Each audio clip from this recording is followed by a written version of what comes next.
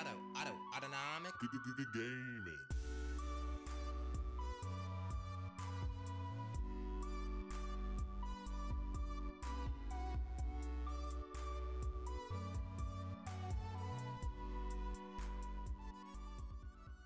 Hello everyone, welcome back to Autonomic Gaming. This is Dylan, and today we're talking about the death of the Treasure Trilogy and the light in between the lines of this whole fiasco. I wanted to preface this video with a disclaimer. These are my speculations, these are my thoughts. I like to talk about speculation in the gaming industry, and I love talking about Spyro. I do not want to contribute to the community in a negative way similar to that of this guy Badass who leaked information. And I know some of this is old news. I've been moving for the last week, so I just wanted to touch base on what happened last week in the leaker with Reddit and the Treasure Trilogy.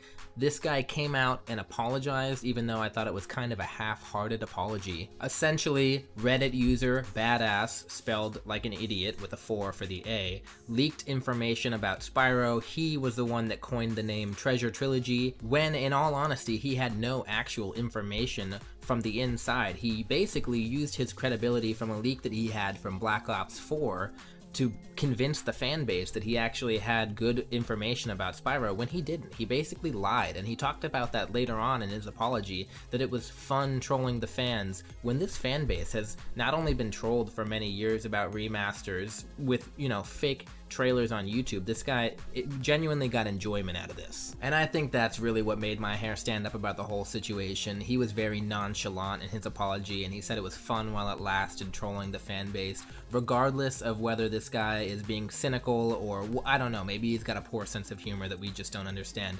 I don't think it was okay. It was a crappy thing to do, and I just want to touch base on that news with my followers. I know I have people that follow me for Spyro news, and I just wanted to talk about that. So, being that this is the guy that coined the term Treasure Trilogy, here I'm gonna say it, the Treasure Trilogy is dead, folks, but we're not dead yet. No, we're not. The Spyro fanbase is still very alive, and the Spyro remaster, I believe personally, is still very alive. We have other competent leakers like Laura Kate Dale that we can rely on with her posts on Twitter.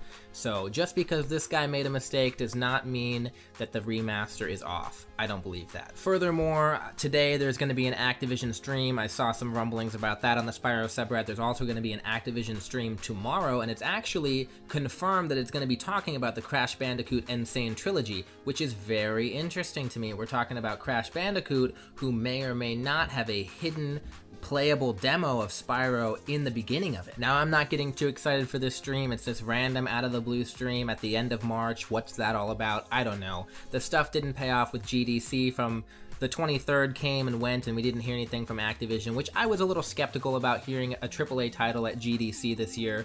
Regardless, I think we're going to hear something either in this stream from Activision, and if we don't, I'm almost positive that we're going to hear something at E3 this year. Those are my thoughts on the stream. I think that Activision is going to do an update for the Crash Bandicoot Insane Trilogy. They're going to talk about the Xbox One version, they're going to talk about the Nintendo Switch version, and I think that they may slip in that Spyro demo under the radar, and that's how we're going to get an announcement. I have always thought that that was the best way to announce a Spyro Trilogy remaster, is by putting in a playable demo at the beginning of that Crash Bandicoot Insane Trilogy intro screen. I think that would be the coolest game announcement ever. It was a very throwbacky thing. I would love that. Just the nostalgia would be dripping from that announcement. Anyways, guys, I know this video is shorter than what I usually put up. I just wanted to put up some information and my thoughts on this news that happened this past week. I'm sorry I wasn't getting to it.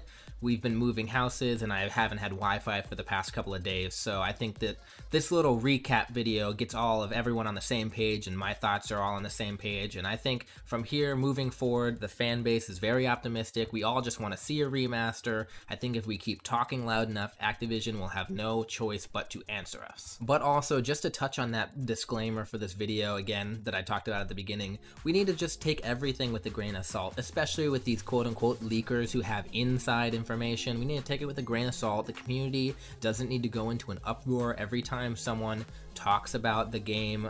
This guy didn't have relevant information. The Spyro subreddit was up in arms after we found out that he was lying. We just need to take things a step back and let Activision have the information. If they come out with credible things, or there are credible leakers out there, then great. Anyways guys, it's been a blast. I love having these little blurbs about games that I enjoy talking about. If you can leave a comment, I love talking to you guys down in the comments. I'm very active down there. Leave a like if you enjoyed the video, and if you haven't subscribed yet, please hit that subscribe button. I try to get up content as often as possible. I upload multiple times a week just talking about some of the gaming news that doesn't hit mainstream press. I try to talk about some indie stuff, some under the radar stuff in the gaming industry. So if you enjoy my content, why not stick around? As always guys, have a good one.